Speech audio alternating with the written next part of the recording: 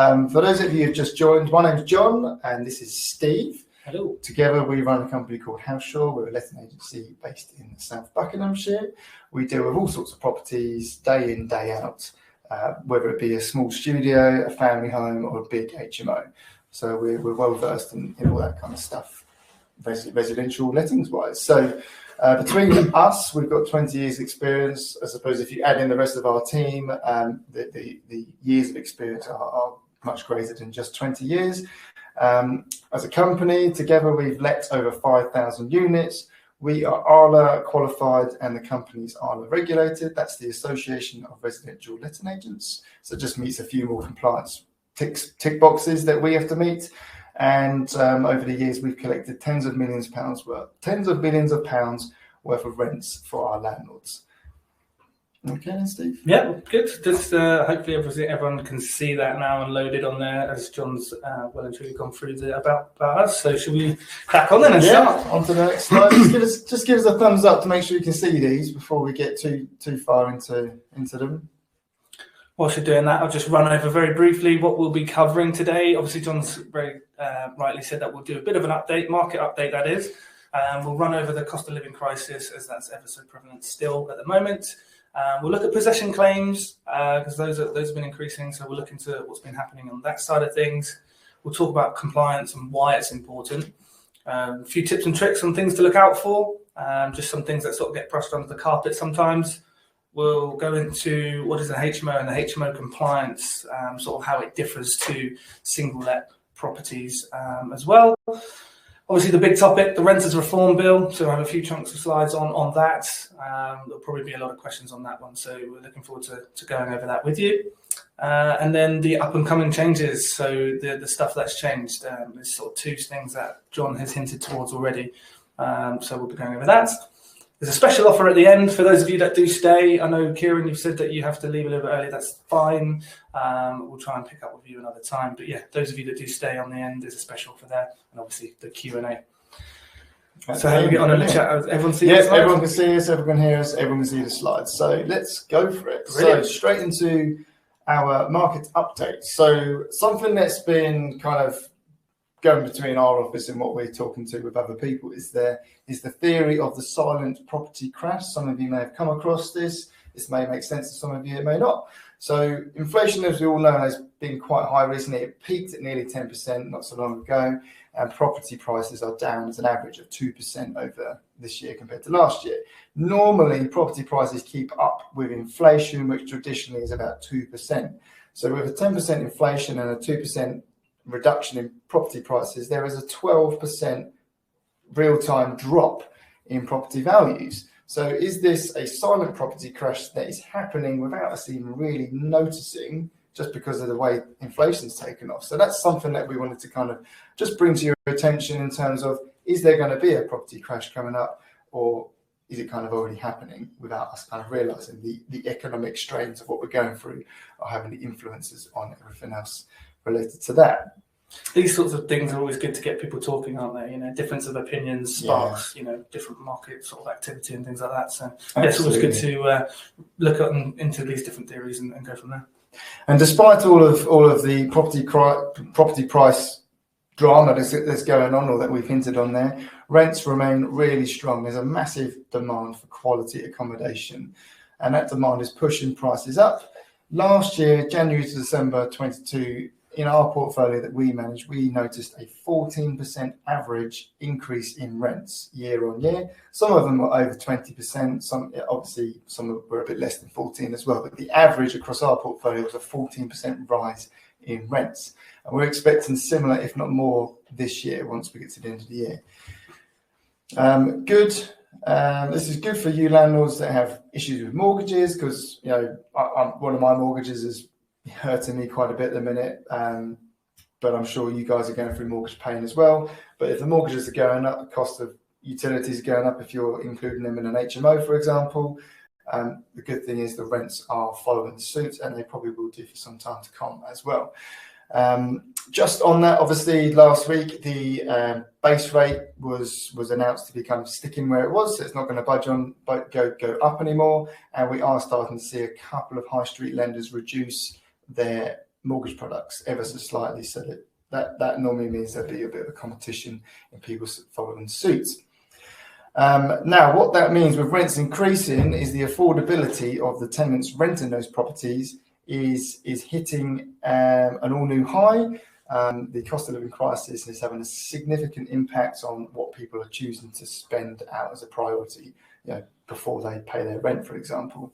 Consumer confidence in house prices and rental values encourages the market activity that we're going through at the minute, and deals are being done with those who are actively seeking properties to keep so keen for money-ready investors. So really and truly, if you're in the luxury position of buying an investment property without a mortgage, then you're in a very prime position right now. Don't forget, by the way, just keep your questions coming in and we'll get onto all the questions at the end. Yeah. So just a bit on the cost of living crisis. I touched on earlier on that about 35% of the average tenant's incomes, that's a third of their income, is going out on just their rent alone. They've still got to run a car, transport to work, feed themselves, fill the fridge, other luxuries like Netflix or gym memberships and phone contracts and everything else. That has to be paid within the remaining 65%. So the ONS report says that renters are 5 times more likely to face financial vulnerability, and we are noticing that a little bit more with our rent collections going on at the minute. A lot of it is kind of all done in the referencing process. You've got to make sure you're putting the best person in who can afford the rent in the first place. But we are noticing there's a couple of people beginning to struggle. We've got more on it later on about rent guarantee and deposit protections. But in terms of rent guarantee, you can protect yourself from that non-paying tenant. And it might not just be a tenant not wanting to pay. It might just be they've lost their job or something's happened. But we'll get onto that later on. And obviously, I've touched on mortgage rates increasing, which is meaning that landlords need to have higher rents to make renting affordable and a viable option, really. Energy prices continue to rise. Tenants protecting the property. Are tenants protecting the properties? Are they looking after the properties? Are they got insurance on their belongings and so on and so forth? So the cost of living crisis is having a massive impact on what we're seeing with tenants coming through at the moment.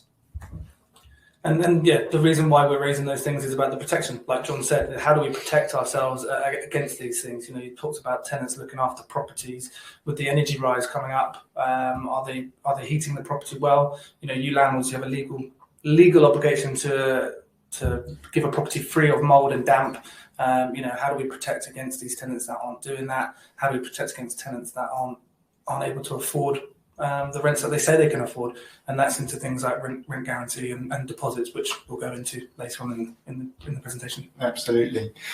So possession claims, a little bit on possession, because I suppose what we're really kind of getting into tonight around the legislation side of things is you've got all this legislation that you need to meet. And the reason for it is if you ever get to the point where you have a tricky situation and a tenancy that you need to terminate, if your legislation is not up to date and you go to court with this particular tenancy, it may be thrown out of court, in which case you've got to start the whole process again and get the legislation in place. So the reason why we're banging on about legislation so much is you have to have it right in case it trips you up later on. Now, if we look at possession claims for April to June this year compared to the same period last year, possession claims went up 24. And out of those claims, possession orders granted were up 12%. So the good news in there is that more of the possession claims being put through court are actually being granted, and of those 27% have had bailiff instructions increased as well. So there's a lot more activity in terms of possession orders, with potentially around the subject of affordability, people living in properties that they can potentially no longer afford to keep up with the moving trend in rents increasing. But the good news is that landlords are able to, the figures are showing that landlords are getting their possessions back within an average timescale of 22 weeks. Now, I don't know about you, but I don't know if I could imagine having a rental property where I'm paying out a mortgage on it and having no rent on it for 22 weeks. So now more than ever is this rent guarantee situation becoming such a valuable product to landlords who are relying on their investment property as their main or sole source of income in some cases. So just in terms of possession claims, as I touched on earlier on, it's just about making sure your paperwork's in order. It's all about the way into the tenancy determines your way out of the tenancy. Make sure you read and understand everything. Have you got your agents in place in case you need to authorise them in court on your behalf? Are you aware what a breathing space is? So your tenant can apply for a breathing space, which basically means it's a debt recovery or debt relief program. And it covers rents, it covers debts against credit cards, rent arrears, any kind of debt. You can have a freeze put on that if your tenant applies for a breathing space. If they apply for a mental health breathing space, it will last for the duration of the mental health episode plus 30 days. So a breathing space is a very protective net for a tenant to be protected with. And really and truly, it's your worst nightmare as a landlord because you need to maintain your income, but ultimately, I suppose, with a mental health issue, you need to address that appropriately as well. And the number one thing for you guys is you can't pursue rent arrears during a breathing space. Yeah, you really want to dance around that one quite carefully, don't you? Because I mean, there's no time frame for a mental health issue, so you could be stuck for quite some time. Albeit that does have to be signed off by a professional, so it's not just sort of self-inflicted. They have to have a psychiatrist or some sort of professional notes on there to be entered into a breathing space. Yeah, and just on that point of read and understand everything, that is to read and understand all of the paperwork that you're going to court with. Make sure that you know it better than anyone, better than the judge, because we know of a case that got thrown out of court because of a spelling error or a serving order issue. So the time in which the paperwork was served, and it actually got thrown out. The judge looked at it and he threw it out of court. However, when they went back to the office and they looked at the paperwork, it was actually served in the right time. But because they didn't read and understand the time frame that they did it in themselves, they didn't want to question the judge, and it got thrown out and had to go back in. So just make sure that you're reading and understanding the processes behind all of that. Yeah, knowledge is power around this kind of subject. And I guess that kind of links us on to mortgage repossessions. I know we're talking about legislation around tenancies, but if you've got a tenant who's not paying rent and you've got a mortgage on that property, can you afford to pay the mortgage on there? So 15% has been a 15% rise compared to the same quarter, so April to June this year compared to last year, in mortgage repossessions, so property repossessions. That includes residential and investment properties owned by landlords as well.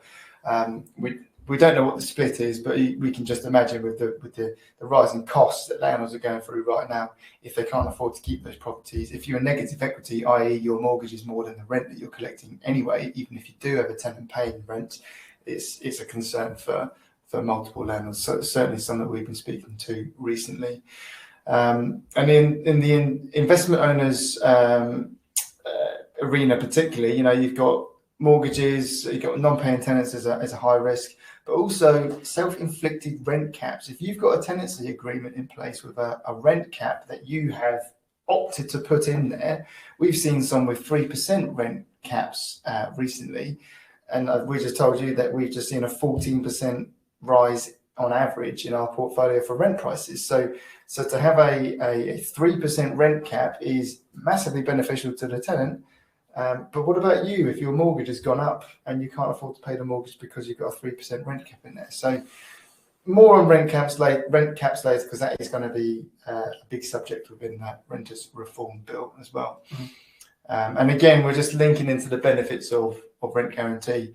It's a fairly affordable service, and it just protects you from all of this nonsense that can go on and cause you a lot of financial hardship. So those rent caps that we're seeing, as well, just touching on that self-inflicted rent cap point that you made, John, there, we're seeing those in contracts downloaded online. So self-managing landlords, like many of you here today, will get your contracts offline, which is, there's no problem in it. But whoever set that up in the first place, whether they felt it fair to include a rent cap, we're seeing some landlords obviously having to adopt that, we've had to move a few people away from those. So just keep an eye out. Take a look at your contract. If there's anything to take home from today, take a look at your contract and just wipe those out if you have anything in there. Yeah, absolutely. Kieran, I can see some questions coming in there as well. Steve, James, brilliant. Keep those questions coming in. We'll go through all those at the end. Contracts. So, Steve, this is your topic of expertise. Yeah. So obviously, John was just talking about contracts there in terms of the rent caps and things like that. Like I said, the take home for today from us that we really want you to think about is go home and have a look at your ASTs and really sort of check those out. So it's a subtle difference between your contracts, but they are important, as the point says there. This is talking about periodic tenancies. So SPT versus CPT. So what that stands for is statutory periodic tenancy versus your contractual periodic tenancy. So we're talking about here after your fixed term has elapsed. So you might sign someone on you might get a contract with a tenant for 6 months or 12 months. That's your fixed term. This is all about how you then progress into your periodic, month by month rolling tenancy agreement. So if you have a contractual periodic tenancy agreement, that pretty much just says that you've got a clause in your contract that agrees that it will go month by month after the fixed term. So if your tenant signs that, you're all in agreement that by the contract, you will then be going rolling month by month. Now, if you don't have that, you can get them to sign a periodic tenancy agreement shortly before the fixed term is set to June. You might have an addendum that you sign or send out rather for signature, and that will sort of satisfy that. However, AST becomes statutory if there is no bit in your contract that says you will go month by month. So if you haven't alluded to that point, it seems rather straightforward because that's what happens after a fixed term. If you don't put in your contract a statement to say that you agree it's going month by month, you will be in what's called a statutory periodic tenancy. And what the problem of this does, the key point of that, is it starts a new tenancy at the end of that fixed term. So that's the key thing there. It starts a new tenancy. So the issues with that is then you have to treat it as such. So you have to reissue your documents. So if you have to reissue how to rent guides, your other Deregulation Act all your deposit information, and it's a bit of a grey area, but you may have to re-register your deposit as well. And if you aren't doing all of these things, like John said, it's going to throw your case out of court should you need to evict or regain possession of your property. Some serious sort of problems that come around from that. None less than the council tax issue of liability. If you move into a statutory periodic tenancy and your tenant vacates without you knowing, so they don't give you the benefit of notice and they just leave, you will be liable for the council tax. Whereas on a contractual periodic tenancy, if they don't give notice and move out, they are still legally obliged to pay the council tax until which point you know that they've moved out. So there's some serious implications of not knowing what contracts you have. Absolutely. In addition to the council tax, you'll be liable for the gas, electric, water, and any other expenses that would normally be payable by the tenant during their tenancy, during occupancy. Yeah, absolutely. So, like we said, the take home that we want you guys to do is to go away and check out your ASTs. Look for those rent caps. If you've got them, we need to get them out. We need to remove them ASAP, and we need to ascertain whether you are in a statutory periodic tenancy with your tenants, or whether you're safe with a contractual one. Yeah. So what we want to do is go away and have a look at that. And what we're offering today is to... if you bring that one up there, Steve. So lots of contract issues there in terms of rent caps. Have you got rent caps in there? Have you got issues with contractual or statutory periodic clauses in there? So go away and check. If you're not sure, book a call with us, or if you just want to book a call anyway to go through anything we've gone through so far, or anything else in terms of the polls. So just whilst that option to book a call is up there, I'll just tell you a bit of the results on the polls. So we've got a fair bit of issues in relation to compliance in general, some not so much in maintenance, a couple of mortgage issues in there as well. On mortgages, we are connected with a very good mortgage broker. So if you do need to have a conversation about that, that would be a reason to book a call as well. The Renters Reform Bill is the second biggest vote on there as well. So a couple of issues on that. We'll get into the Renters Reform Bill later. And we've got a couple of votes for fire safety as well. So I don't know if it's fire safety in general or HMO specific. Again, we'll get into fire safety in a bit more detail later on as well.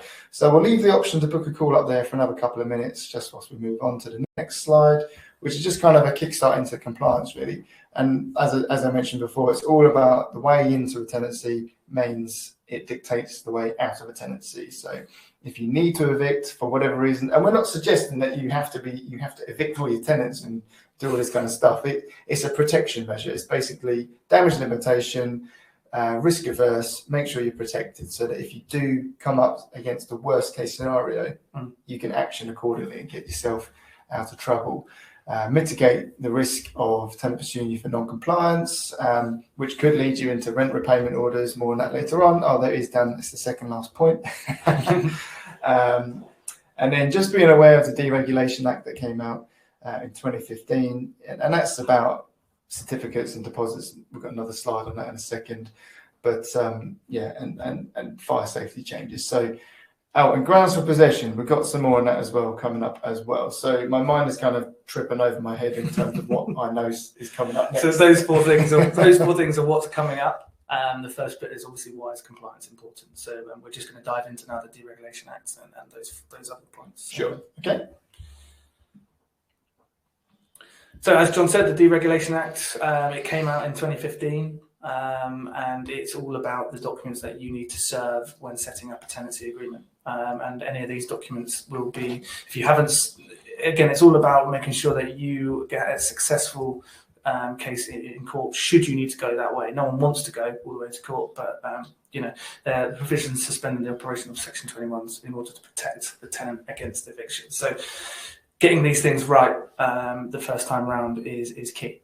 So the documents that make up the Deregulation Acts, first one you've got there, the EPC, Energy Performance Certificate. So we've got a bit on that actually later as well. But there's a minimum requirement of an E. You need to serve that. You actually need to have that advertised before you can, advertise your property for lettings. So you have to have that within the first 30 days. Yeah, the reason for having an EPC in the first place is the tenant is going to be moving into that property, so they have to know how energy efficient that property is because they're going to be paying the bills, and that is another expense that they need to take into consideration on top of the rent. So we've just taken on a property recently. It doesn't have an EPC, it's expired. We can't list that property until we've at least got an EPC instructed, which we have got underway today, I believe. So just be careful about EPCs. Craziest thing about the EPCs is, we will talk about HMOs as well a little bit later on, but you still need to provide the EPC to the tenant, even in a HMO where you as the landlord are paying the bills. You still need to advertise that EPC, they still need to know about it, and they still need to see it as part of, before their tenancy agreement. So crazy one, but, rules are the rules. So the next one obviously is your gas cert. If you have a gas central heating, you need to provide that. That's done. Also, the EPC is valid for every 10 years. Just so you know, the gas cert itself is annually, obviously. And then the how to rent guide. Tenants we provide them our own guide, but there is a government how to rent guide as well, which you definitely need to serve on them before the tenancy. And you need to know you need to do the latest version. If you've had a tenant in there for a long, long time, you need to have made sure that you've served every how to rent guide that's been applicable for the length of that tenancy agreement, not just the latest one, all of them. You need to have kept up to date with those. So a little bit more on those a little bit later. And then finally is the prescribed information that come along with the deposits, just to make sure that you've registered the deposit in the right way, you've provided them with the right information about their deposit, where it's held, and all that sort of stuff. So all of that needs to be sent to the tenant before or along with their tenancy agreement. Interestingly, one that's not mentioned as part of the Deregulation Act is the EICR. So EICRs became a mandatory part of legislation. I think it was in summer of 2021. And that's your electrical installation condition report. So it's been mandatory on HMOs for years, but it was all tenancies from 2021. Now that is not part of the Deregulation Act, presumably because that was before the EICRs came out. So if the Deregulation Act ever gets amended, we would imagine that the EICR being provided to the tenant to prove that the electrics in the property are safe will be a mandatory requirement as well. It's good practice to kind of send it out anyway. You still have an obligation to send that out as well, don't you? Yeah, but it doesn't make up the part of the Deregulation Act. But yeah. So deposits, we should all know hopefully that when you receive a deposit, you have to register that with either the DPS, TDS, or My Deposits. Those are the main three. You have to register it with them within 30 days. Failure to do so could lead you to massive exposure. Really, you could be liable if found guilty to repay the tenant deposit plus 3 times the deposit as compensation plus tenant fees and tenant court fees, basically. So it could be quite a hefty accident if it is quite a big deposit. So just watch out for that. 30 days within receiving that into your bank account, isn't it? So it's not 30 days from when the tenancy starts, it's 30 days from when you receive that deposit. So just keep an eye on that, because 30 days can go by quite quickly, especially when you're running around doing the other thing, and time flies. Deposit caps change. So there's a 5-week cap, so you can only take 5 weeks worth of rent as a cash deposit on any tenancy unless the annual rent exceeds £50,000, in which case you can take 6 weeks rent as a cash deposit. It still has to be registered within a deposit scheme, and failure to do so could invalidate a possession claim, just like we've been speaking about all the way along. It's all about the way into the tenancy determines your way out of the tenancy, should you need to take pervasive action later on. There are services for deposit replacement, which is effectively an insurance policy paid for by the tenant.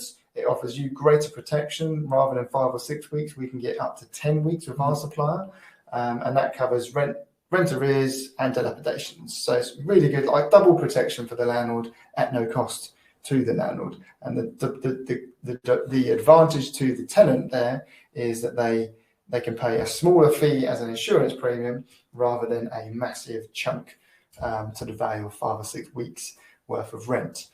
So we're seeing some really good results with that product. Really popular, isn't it? It's really popular with landlords and tenants. And actually the repayment process is very much the same as the DPS. We use the DPS, for example.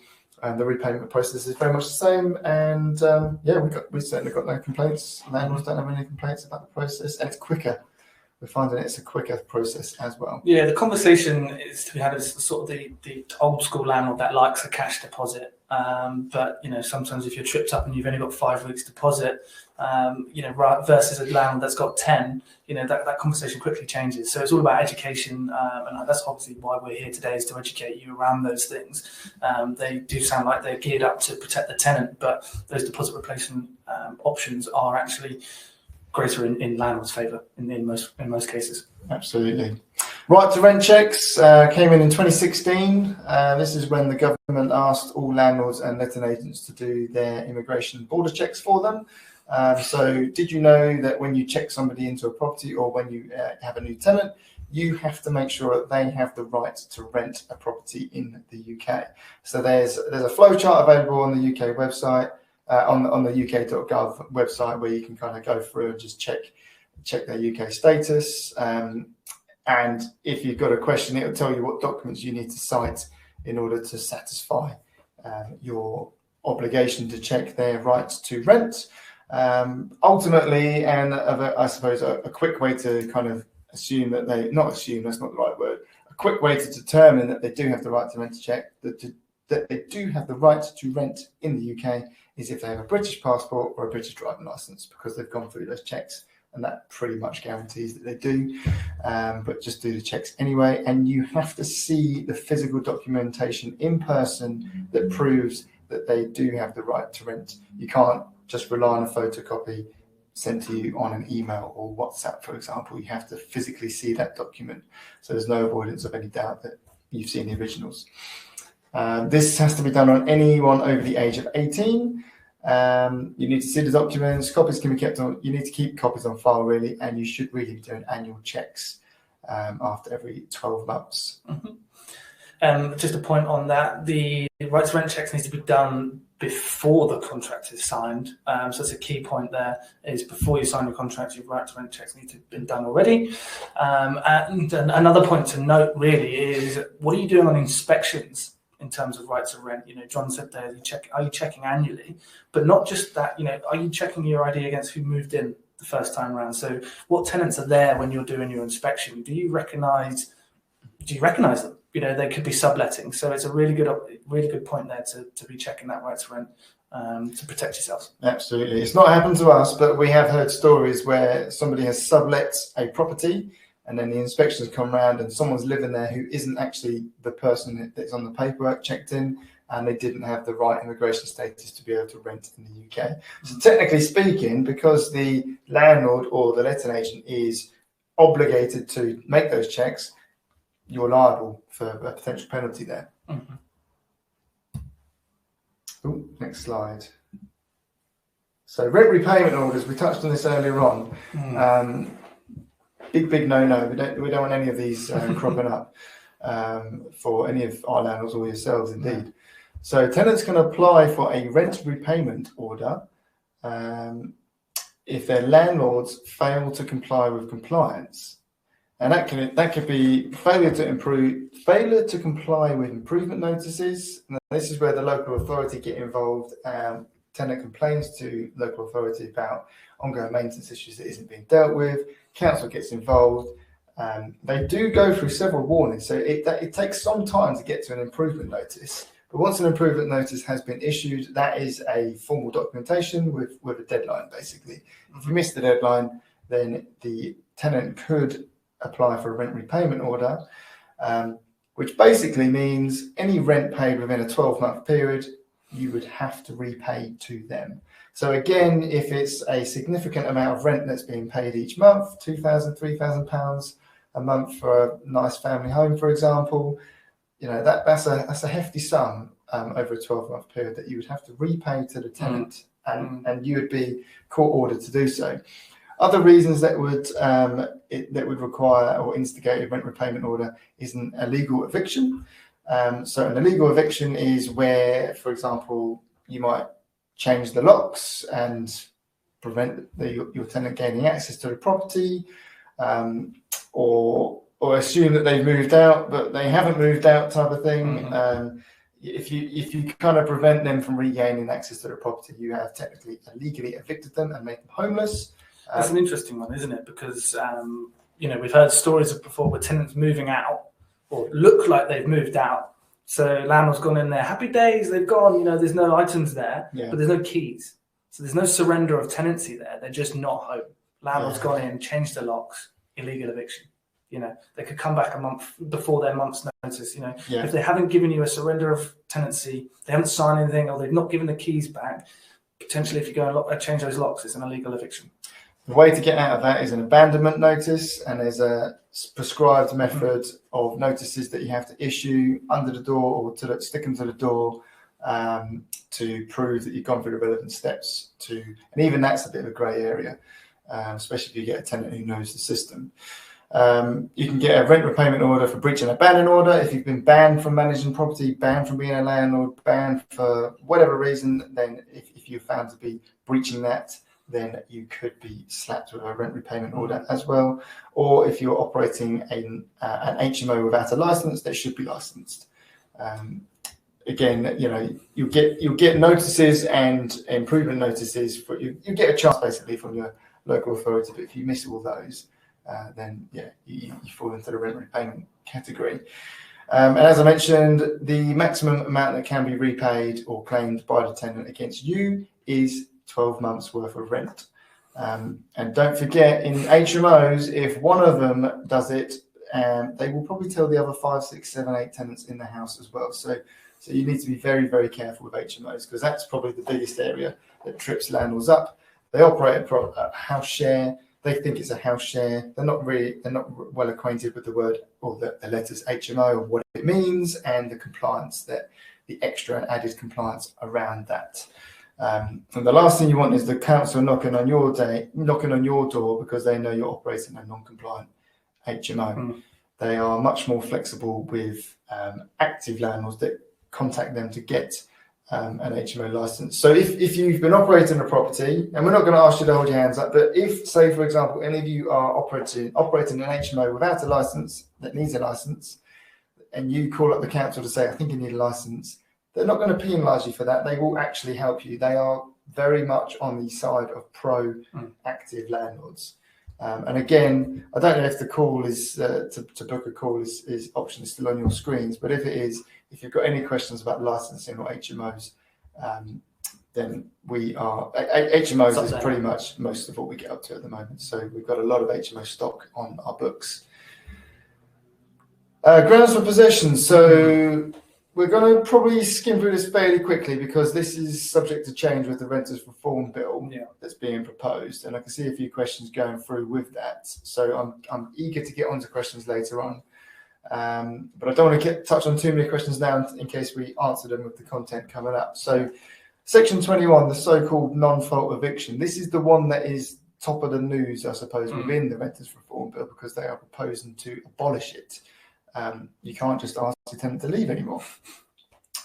So the Section 21 eviction is non-fault. You can just issue Section 21 notice and regain possession of your property as per the expiration of that notice.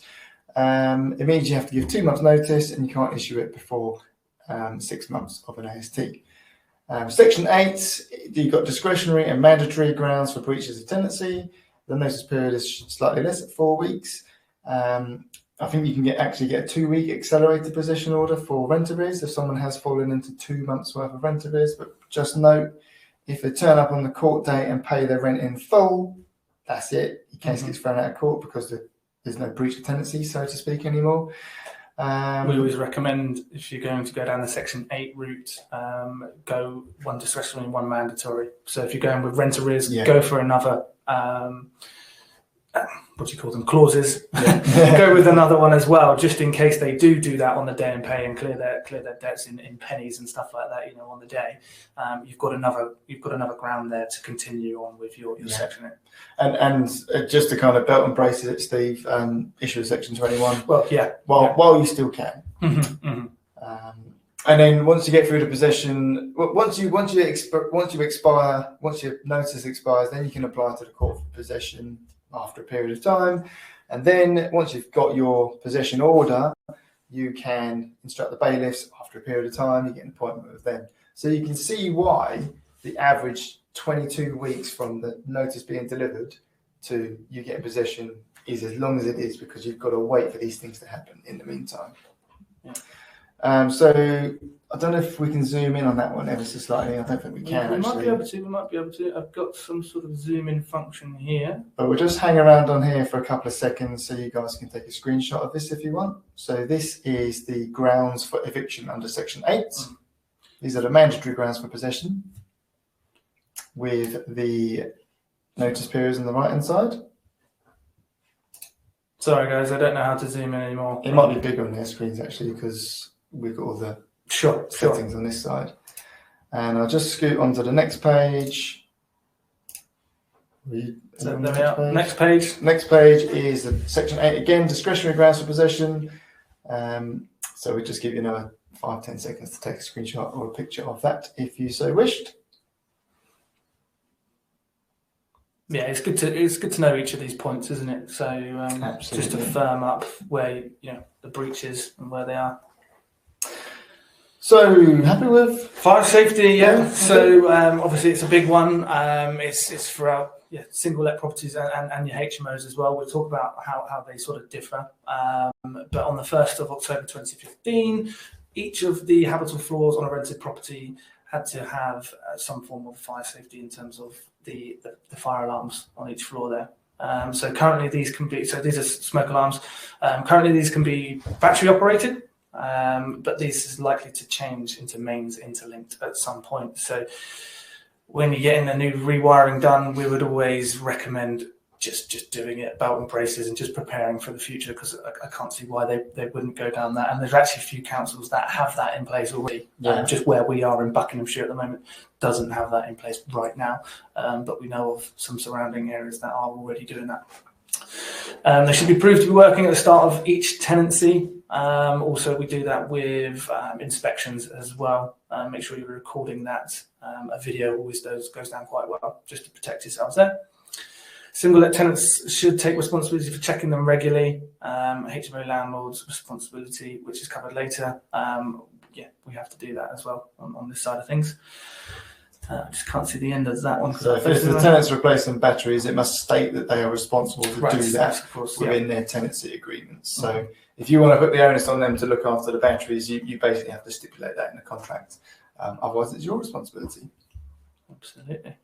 So don't forget, guys, keep those questions coming in if you've got anything to add. So further to the 2015 fire regulations? Yes. There was an amendment in October last year, which was all around carbon monoxide alarms. So again, I'm not going to ask you to put your hands up, but hopefully if you've got a gas boiler in your property, you've got a carbon monoxide alarm. If you haven't, then you could be exposing yourself to a £5,000 penalty there. So make sure you've got a carbon monoxide alarm. 20 quid saves you a £5,000 penalty. And again, treat it as a fire alarm. Check it when people move in. Check it every time you do an inspection. And that's in a habitable part of the property, isn't it? Actually, it's a good point. So if you have a boiler in the loft, for example, that's not a habitable room. So technically speaking, you don't need to have a CO2 alarm for carbon monoxide. Although, for the sake of 20 quid, why wouldn't you? To a certain extent. And it excludes then being around gas cookers as well for the kitchen. So, that's it. Contractors. So being a landlord means you have to deal with maintenance, I suppose. Or if you have a letting agent deal with it for you, they will look after the maintenance side of it. But did you know that you should be checking the compliance of your contractors as well? Have they got the correct level of public liability insurance in place? Have you checked they're qualified to do the work that you're asking them to do? And have you checked that they are competent to do the job that they're doing? So, are you going to ask them to go climb up a ladder, for example? What happens if they fall off that ladder? Failure to do so could risk the contractor and tenant safety, and ultimately you would be held liable, or your letting agent, if they didn't carry out those checks. There's a case that took place 10 years ago or so now, where the landlord's agent was fined £86,000 because they instructed a handyman to go to a property and fix something. He fell a couple of steps off of a small stepladder, so he didn't fall from a great height, but he fell, he banged his head, and he later died of his injuries. Very, very sad case, obviously massively distressing for everyone involved, but ultimately the landlord's agent was penalised for £86,000 because they instructed him to go to that property without checking he had the correct insurance, qualifications, or competency to do the job. So that's the level of exposure you have if you're just using Bob down the road, for example. Just make sure you're checked out on those kind of things. So be careful, especially if they're doing, working from height, working with electrics. Obviously, they shouldn't be touching a gas boiler if they're not gas safe. Contractor liability is a whole nother subject. So just make sure that they are ticking all the boxes that you need to tick. Yeah, quick one is asking for their accreditation number, isn't it? Yeah. Electricians will have NAPIT numbers and all this sort of stuff. Yeah. Good ones will know how to get them just like that. They'll be on their certificates as well. You know? So just a quick win in terms of to know who you're talking to and whether they are as qualified as they potentially say they are. Quick ask question: what's your accreditation number?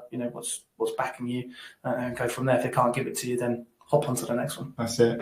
On just very quick tip on gas engineers as well. Being gas safe doesn't mean they're gas safe. It just means that it does, technically speaking, but are they gas safe to check a boiler, or are they gas safe to check gas fires, for example? Can they do both? Just make sure that if you're instructing someone to go to a property to do a gas boiler and a gas fire, are they qualified to actually do both? Because there are different certificates for those items. Back boilers are a whole different thing as well, Yeah, aren't they? absolutely. So I think you need an extra accreditation just to do those. So yeah, your general gas engineer that'll do your gas boiler may not be able to do your gas back boiler. So no, just look out for those bits. Things to look out for. So, Steve, do you want to run with it? Yeah, a few more things to look out for. Some things that are sort of are brushed over sometimes and not thought about. First one being the Legionnaires, which is to do with the bacteria in water, stagnant water. So if you get property that's vacant for maybe a little bit longer than you would expect, are you going in there, or is your agent going in there before someone moves in, turning on the showers, running the taps, just making sure that stagnant water that may have got caught in the hose pipe at the bottom of the U-bend there, is that flushed through? Because if someone consumes that, then they're going to get pretty sick. So something that a lot of agents and a lot of self-managing landlords to sort of brush over.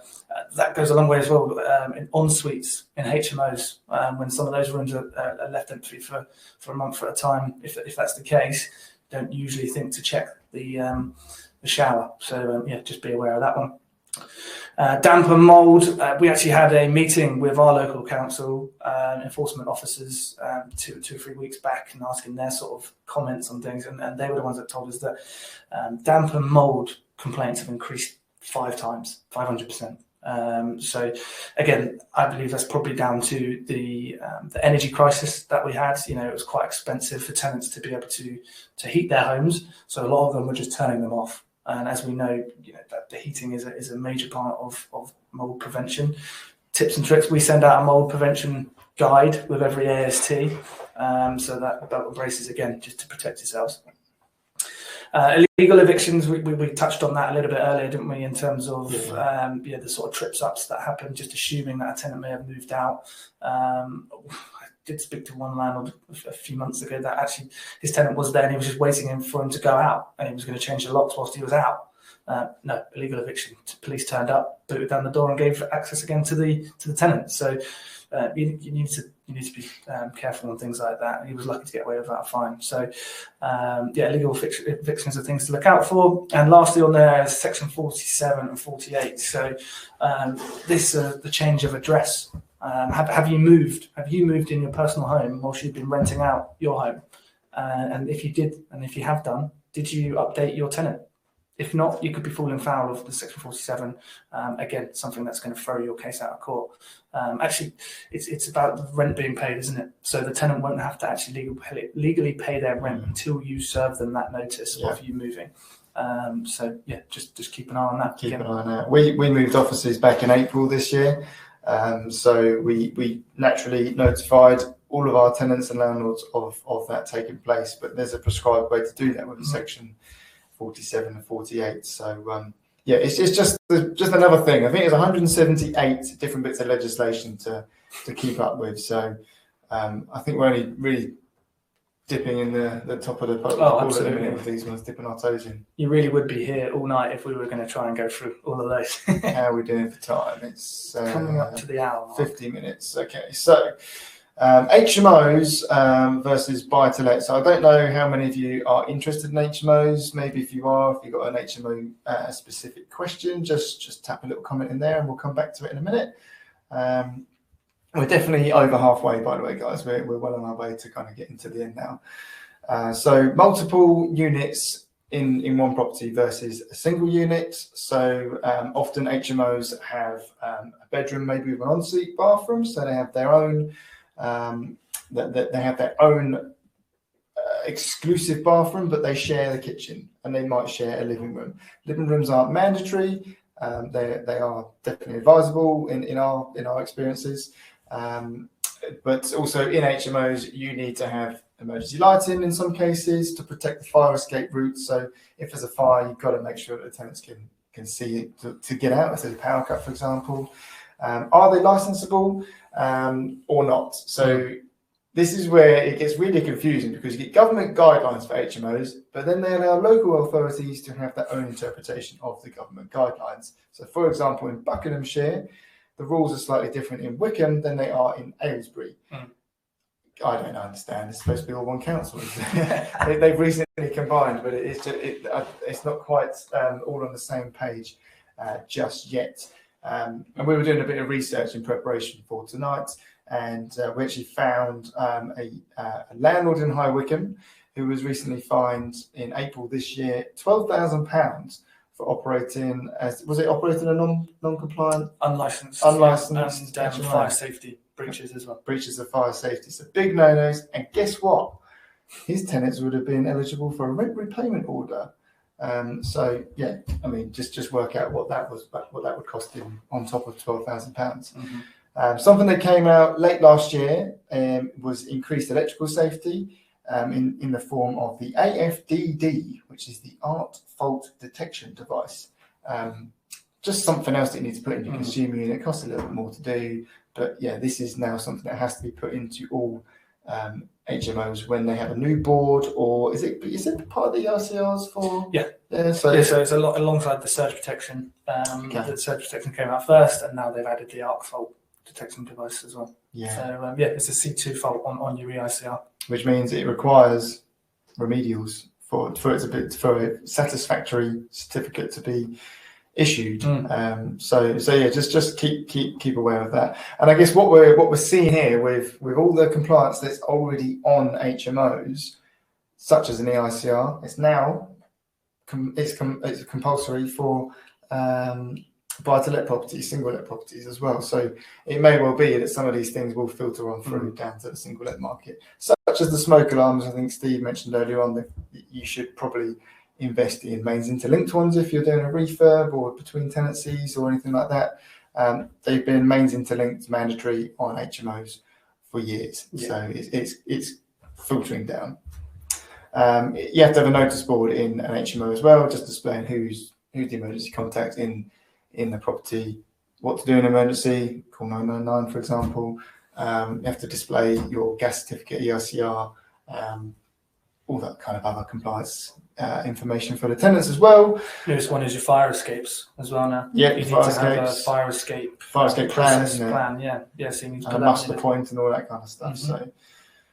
So yeah, we're going through that process at the minute of just updating all of our notice board information for tenants within all of our HMOs that we look after. And the three things that councils are looking for in terms of HMOs is the management regulations. So that's the health. It's a bit of a tongue twister, but the HHSRS. Google it later on. There's 29 points on there where the council will rate your property for safety. And depending on what number you get, depends on how dangerous they will deem your property. And within the HMO is upgraded fire protection and detection. So HMOs have to have self-closing fire doors with the intermission strips that go all the way around the door, but they have to have the ones with the fluffy smoke seals. And watch out for your decorator. If you're sticking a decorator in there to do any decorating on doors with smoke seals, if he paints over a fluffy smoke seal and they go like stiff hard, fail, need to replace them. So just keep an eye on those things.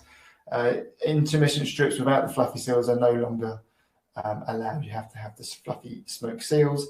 Fire protection, smoke alarms, we touched on that. You have to have mains interlinked smoke alarms, or in some circumstances, particularly if you go on 3 stories or more within an HMO, you have to have a commercial grade fire alarm system with a panel by the front door, break glass call points on the escape route. So you're really moving into the semi-commercial world with HMOs as well. And they're looking for properties in disrepair. So just make sure you keep those things all in tip-top order. Any questions about any of those, then hang on for the end. We'll give you another opportunity to book a call in with us. Otherwise, you know where we are now. You can contact us on any of the usual platforms via our website as well for any questions about HMOs. Anything else on HMOs you want to go through in terms of that? I guess. I don't know if you touched on door closers as well under fire protection. So overhead door closers now are the norm from the councils, rather than your sort of Perco, chain closers. That they're really looking for overhead door closers now. Obviously to shut out any smoke, and the regulation on the doors as well. FD30 fire doors. So just those 2 points. Just those bits, I mean, a couple of tips and tricks for HMOs, not so much compliance related, but obviously the bills are mostly included with HMOs. So with you paying the bills, you want to put some kind of measures in place to restrict wasted energy. So we work with a system that protects the landlord paying to heat an empty house, for example. But it also allows the tenant to put the heat on when they're in. So it just reduces the gas consumption or wasted energy. But another thing you might want to consider is motion sensors on your communal spaces within the property. So the hallways, for example, the bathrooms are quite a good one as well. So it just means that they can't turn the light on and leave it on all day, every day, whilst you're paying the bill to do that. So a couple of tips on there.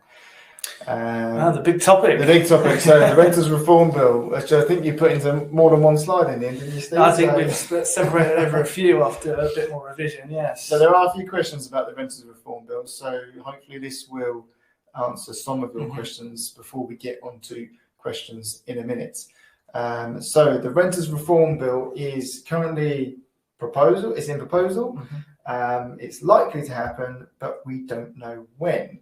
It's only had one hearing in Parliament, but the suggestions of it include the previously mentioned abolishment of the Section 21 non-fault eviction, but it is proposing amended or enhancements to the Section 8. So new grounds, for example, for nuisance tenants, and extra protection if you have a tenant who is falling into rent arrears or persistently paying rent. Rent arrears, I believe, is defined as someone who is more than 30 days in without paying their rent. But if they're consistently late by a week or so, then I think there should be some grounds being spoken about within Section 8 for that. It means that the tenant can give 2 months' notice at any point from the day they move in. They can give notice. Scrapping a fixed term tenancy. So they're looking to make them more periodic, and they're looking if they implement that, it will take 6 months to adjust. So they're not just going to straight away do it. They'll give us 6 months to adjust. So probably looking about 18 months after the legislation comes in place. But ultimately, yes, they are looking to get rid of the fixed term. So obviously landlords like that because there's costs of reletting and renewing and things like that. So landlords like to know that they're secure for X amount of times, but unfortunately, with the proposal of the Renters Reform Bill, that will be thrown out. And like John said, 2 months' notice from the tenant or landlord to vacate. However, as part of the consultation stage, they're saying that they won't be able to give 2 months' notice before 4 months. So effectively, a landlord will still get a minimum of a 6-month tenancy agreement, but after that, there's no fixed term flexibility there at all. This is excluding student lets. So if you're a student landlord, they've realised that actually you need those 12-month security for a student let. So they are excluding those from that periodic. But if you're not a student landlord, good luck. What else have we got on here? So rent caps, we've touched quite a bit on rent caps previous to now. So I think in Scotland they've got rent caps in place, but all it's done is push the rents up because people are doing the rent caps to the maximum every single year. So rents have gone up and up and up. Rent caps will only apply, by the way, they will only apply to a renewal of a tenancy. So or after 12 months, you can increase the rent up to X percentage, by the way, or X percentage, for example. But if someone moves out of that property and you are effectively reletting to a new tenant, there is no cap on what the rent is. So that's your opportunity to regain market value for the rent that you're collecting on that property. The only addition there is the doubling up of the notice period for these increases. So not only will there be a cap that you can increase by, but they're doubling up on the notice period for you to be able to do that from 1 month up to 2 months.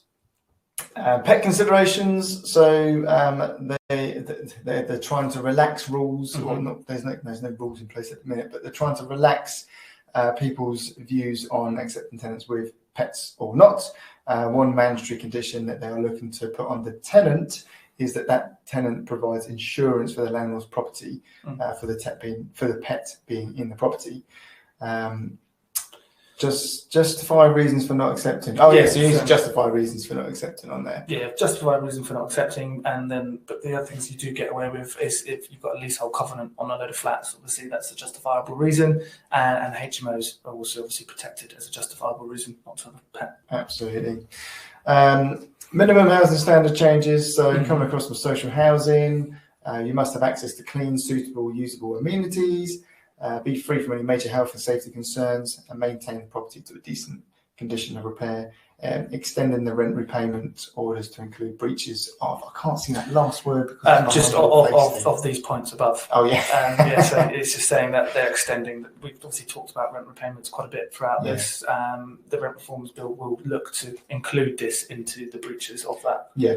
I mean, those last 5 points, in my opinion, as a decent landlord, you'd want to be providing those points anyway, really. Absolutely, yeah. I don't see too much wrong with any of that. They're also proposing a ban on DSS or not accepting benefit tenants. So it's in a discrimination clampdown, so to speak. So you can't really say it anyway at the time being. If someone applies for a property and says, "Do you accept benefits?" you can't really say no. It's considered discriminatory. But they're looking to kind of put that into law, I suppose, into writing, black and white within the bill that's being proposed.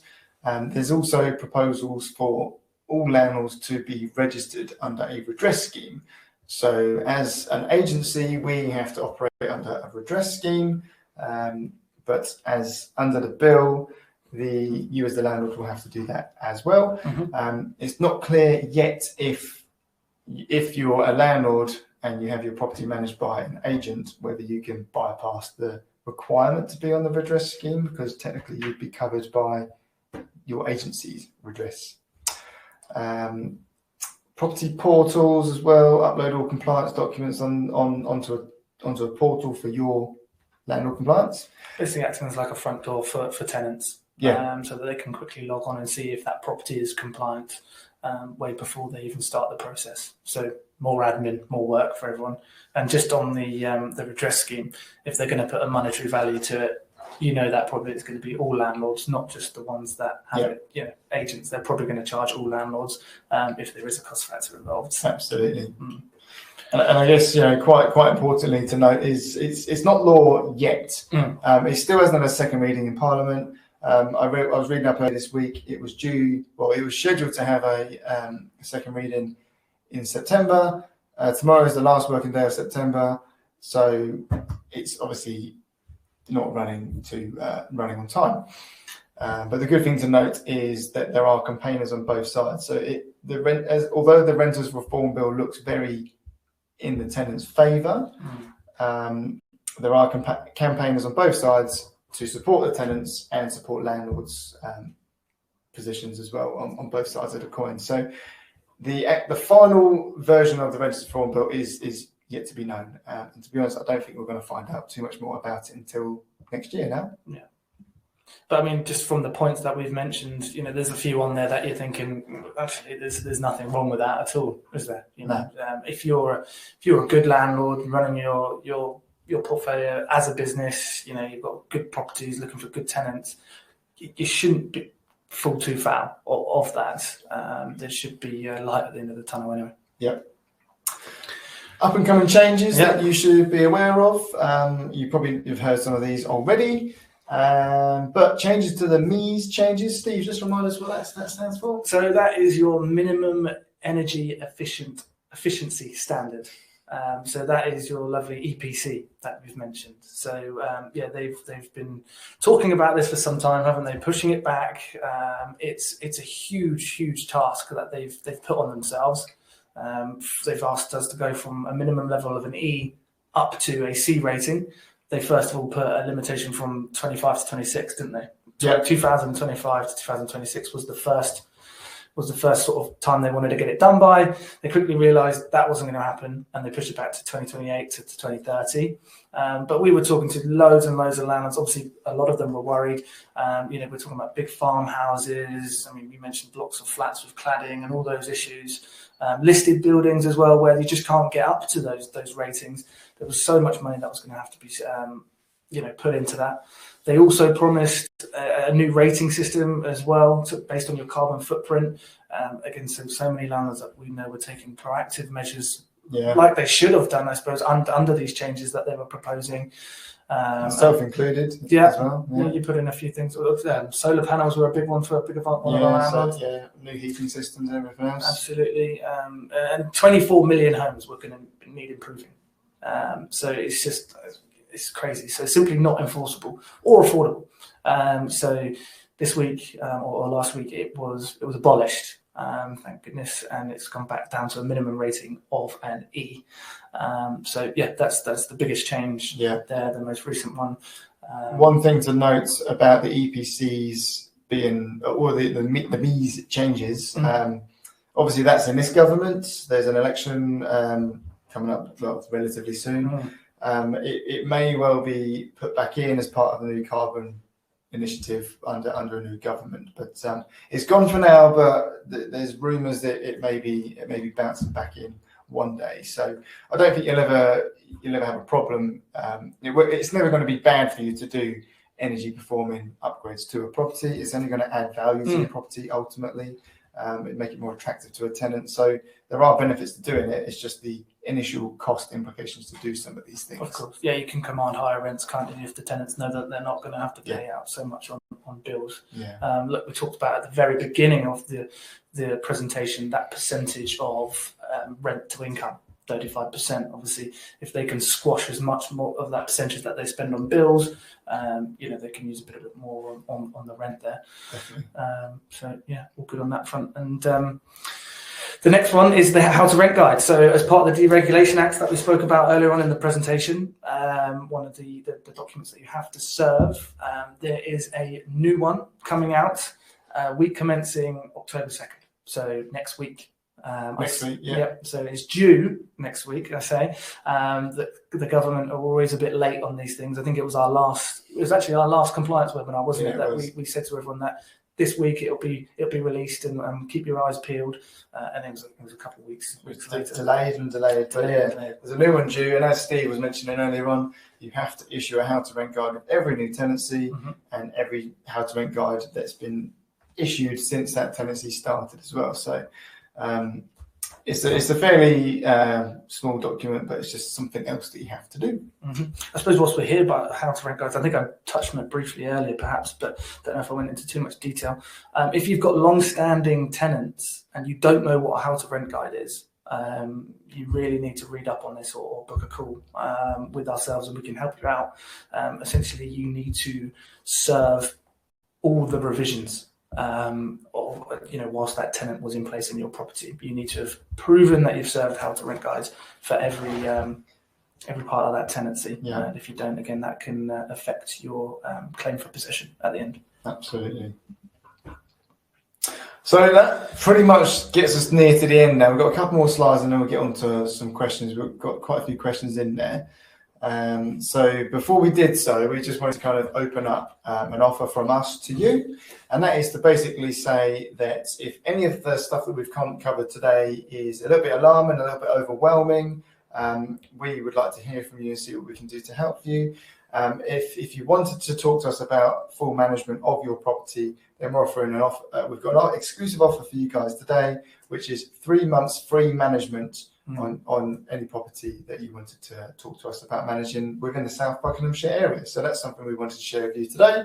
I don't know if you've got the offer up on the screen. It should be on their screen now. That's come off of the back of our last compliance update, where we had quite a few people come to us and say, I just can't keep up. I'm drowning, So for this webinar, you lucky people that have joined this one, we thought we'd throw in a little bit of an offer there to help any of those. Because, we understand self-managing landlords, you're busy. Some of you might have your own jobs to do as well. And to try and fit this in, we've just dipped our toes into it tonight. So I can imagine you guys that have to come home and try and do this compliance in your spare time, could well find yourself. This is our job. We're experts in what we do. If we can offer any kind of help or assistance to any of you, that's where we want to be. So stay updated. We've got a landlord forum. We'll connect you with that later on. It's on Facebook. So, for example, when that new how to rent guide comes out, we'll be sending a copy of that into the group or the link so that you can download the latest copy. We're trying to generate or grow the group, so it's a forum not just for us to issue content to you, but for you as landlords to mix with each other and share stories and gain knowledge from each other as well. So that's what we're trying to create there. So we'll get you connected on that. It's on Facebook. It's a safe haven for landlords, really, isn't it? Absolutely. Be as active as you like. Don't say anything and just take the content in, or be super active and ask for everyone's opinions. Because landlords we're noticing are trying to help out each other a little bit more than absolutely. And talking of opinions, we would really appreciate if you could just pick your phone up to your screen and open your camera and scan that code. It's just a very quick link to leave us a Google review. Hopefully we've provided some valuable content for you tonight, and we would really just appreciate 30 seconds of your time to tap out something along the lines of how you enjoyed it or what you took away from tonight, hopefully with 5 stars as well. So if you wouldn't mind doing that, we'd be very, very much appreciative. And without keeping you any further, let's go through these questions. Yep. So Let's go from, if I read them out, Steve. Okay, yeah. Does this offer apply to properties being transferred to you from Kim Cartwright? We'll talk to you tomorrow, Kim Cartwright, about that particular instance on there. And then we've got a question here about Labour's position on the Renters Reform Bill. I must admit, I haven't looked into that particular position of them that was issued this week, but we will be looking into that. I would say when the bill gets put into Parliament again, when they discuss it again, we'll find out a bit more about that position at that point. Colin's after the slides available online. They're not available online, but what will happen is tomorrow or Saturday potentially, you will receive a replay link of the whole webinar, so you can go back and just review everything that's gone through this evening. So yeah, from that, if I lived in part of an HMO, does the rules apply? So this is a really interesting question, actually. It changes the way that they look at it, because if you think about a HMO, they're looking at 5 or 6 or however many people live in there. They're individuals. So if a fire or something goes wrong, that individual is going to try and get themselves out, and they're not really going to think about their neighbour, because potentially they don't know each other. But if it's based on a family, a single, they're more likely to go to every bedroom, wake everyone up and get them out of the house. So that's why the rules have changed if actually a live-in landlord is on the premises, because you're more deemed to look after those sort of safety sort of complications and regulations. It actually does change what agreement you can use in your contracts. Circles back to my little bit earlier on, to be fair. So it actually deems which contract you're using. So if you live in a property or part of the HMO, it's no longer an AST. There are 3 main parts that make up an AST, and one of them is that you don't live on site. So it means that you're not governed by things like, so you can do a non-Housing Act agreement. So a company let, for example, so you could do it under that, which means you don't have a tenant fee ban to think about. You don't have deposit caps that you have to adhere to. So it changes what types of contracts that you use when you go into those sorts of bits. But yeah, I'm happy to dive into that a little bit more with you after this one, Kieran. No problem. Damp and mould existing issues with damp and mould, but the tenants put the heating on, but they don't open the windows, which causes mould. Yeah, absolutely. Especially if the tenants are drying their clothes in a room, you might as well get a pint of water and chuck it at the wall. There's that much water that just comes out into the atmosphere. It's all about education with damp and mould and informing the tenants of their responsibilities. Ultimately, if they weren't there, the mould wouldn't be there either. But sometimes it won't be seen like that in the eyes of the council or local authority. So it is all about education. Fit trickle vents to the windows so that they can have the room ventilated on a trickle type of system, or an extractor fan with a humidistat, so it's actively looking for humidity in the room, and when it gets high, it turns on and extracts that moisture out of the building. And then just opening the window, ventilating, tumble dry with a condenser, rather than hanging clothes up to dry inside. So mold is a difficult one to combat, especially this time of year when we're coming into the colder seasons. What we tend to do is reissue our damp and mold prevention guide to all of our tenants. And then, as soon as we get any notification of mold, we try and step it out as quick as possible, with just educating them. We always kind of say, tell us about the problem, tell us about any small problem before it turns into a big problem, because that's when it just gets even more untreatable, difficult, expensive. And often our first point of call will be to advise them to ventilate, reduce moisture in terms of drying clothes inside, but it's also just a warm bleach spray, wipe it down with a sponge and a bit of soap, and that's kind of our first point of defence on that side of things. Yeah, onus on that one is interim inspections. Make sure you're doing your interim inspections, picking up on that, and like John said, if you giving them the advice and seem to be giving them help and advice for when you have to come, and if they haven't done it by the time they move out and fixed it, you can claim on their deposit. Now, the deposit protection service that you use, the adjudicators, they will want you to prove that you have been giving the tenant assistance, i.e. telling them what to do, fitting trickle vents where you can, if it is a recurring problem.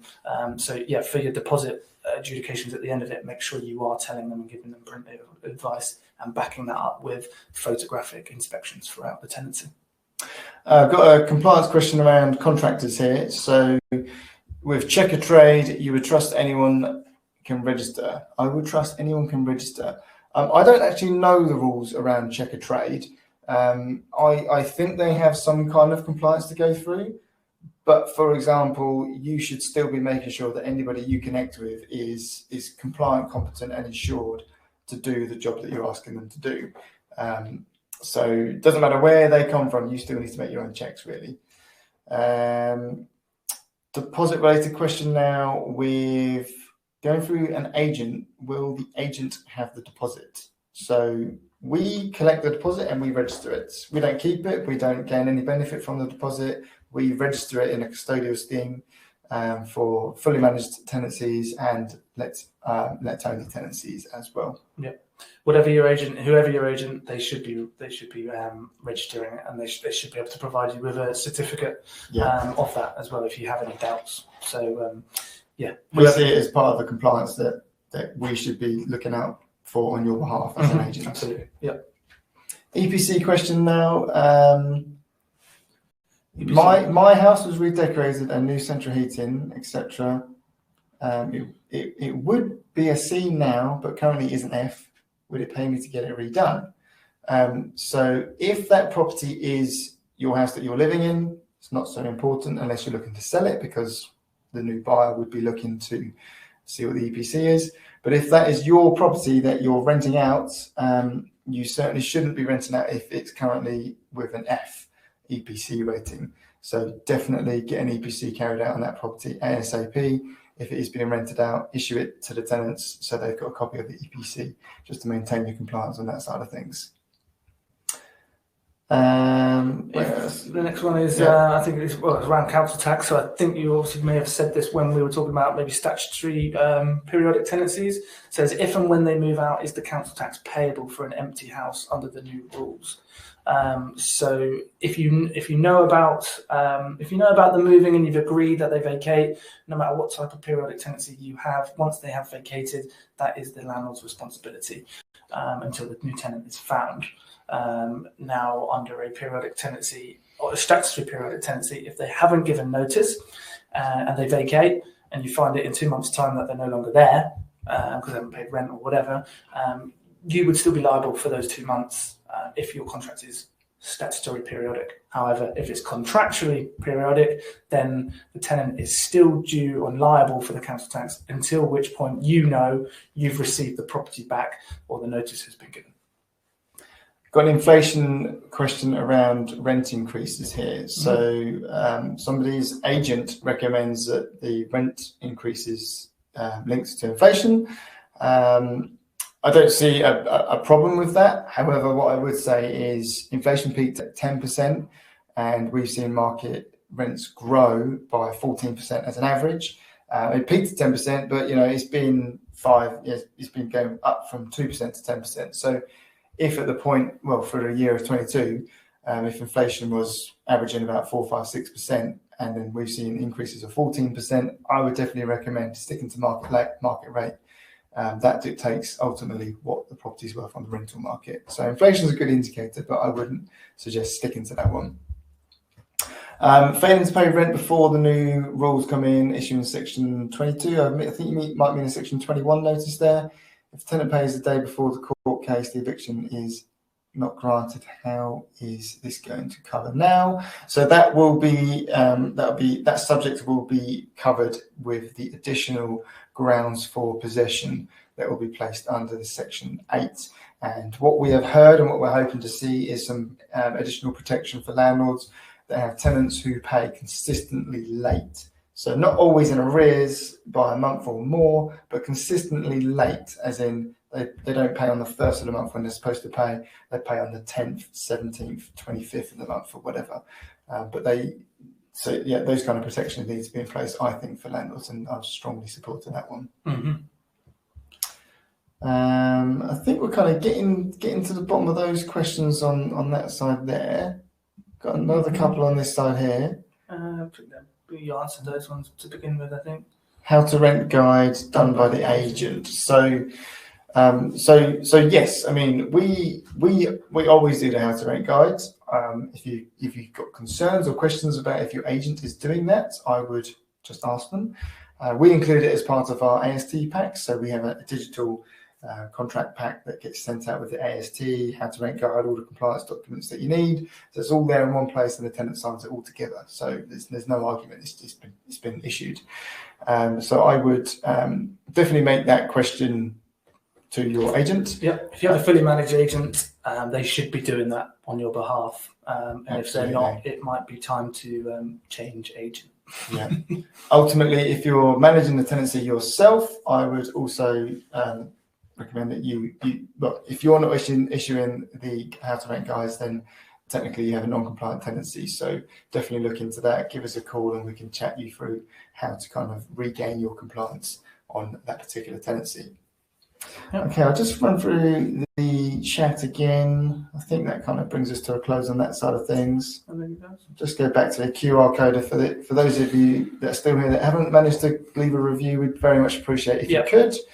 I'll just give you the final stats on the poll. So 30% of you had queries or concerns around compliance. So hopefully we've ticked some of your boxes there. If there's anything left unanswered, by the way, we're here. It's Friday tomorrow, but we're here all next week for you guys as well, and forever after. Just get in touch, really. None of you have issues with rent arrears at the minute, so that's good to hear. Yeah, 20% of you have issues with maintenance. I don't know what those maintenance issues are. Are they long-standing maintenance issues? Is the tenant causing obstruction for maintenance contractors to get into the property, for example? I don't know what the maintenance issues are, but again, give us a shout if you need any help with those. Yeah, exactly. We talked about the rent repayment orders. So those maintenance issues, getting that habitable condition of your property out of disrepair, that's important, isn't it? Absolutely. I mean, I made the assumption that you might be having issues with maintenance for tenants not granting access. If that is the case, keep it well documented, because if you ever need to prove that you've tried in a court of law, then just make sure you've got it well documented. Mortgage rates is a fairly popular problem at the minute as well. So with mortgage rates, I would just talk to a mortgage broker. We can connect you with a good mortgage broker or very good mortgage broker who deals specifically with investment mortgages as well, buy-to-let mortgages, HMO mortgages, all those types of things, and they're at the forefront of the latest information on that side of things. But by contrast, if your mortgage rates are going up, just check your rent, make sure you're at market rate as well. I know it's really nice to be able to say to your tenants, we're not going to increase your rent this year, but ultimately there's no harm in you covering the costs of your investment and actually making a bit of money out of it. Absolutely. Why did you get a rental property in the first place? To get a return on your investment. No eviction queries. A couple of questions about evictions. So maybe some of those some of those might have changed. Yeah, maybe. Renters Reform Bill was another fairly popular issue as well. So hopefully we've covered some of those issues there. The Renters Reform Bill we know all the bullet points within it. Until the next reading in Parliament, it's a bit difficult for us to kind of ascertain which way it's going, but we've got an idea of what they're trying to achieve from it, and fire safety as well. So hopefully we had a section on fire safety there. Hopefully we've managed to tick off any of those basic questions around that. But equally, if we haven't, get in contact with us. Yeah. Before we go, we wanted to let you know the next landlord legislation workshop that we'll be running, just like this, will be on the 25th of January 2024. Mm-hmm. So no need to do anything about that now. We haven't created the event or anything like that, but we'll be sure to invite you along, and we hope to see you there. But in the meantime, thank you very much for giving up your time this evening, and we hope you gained some useful information from that.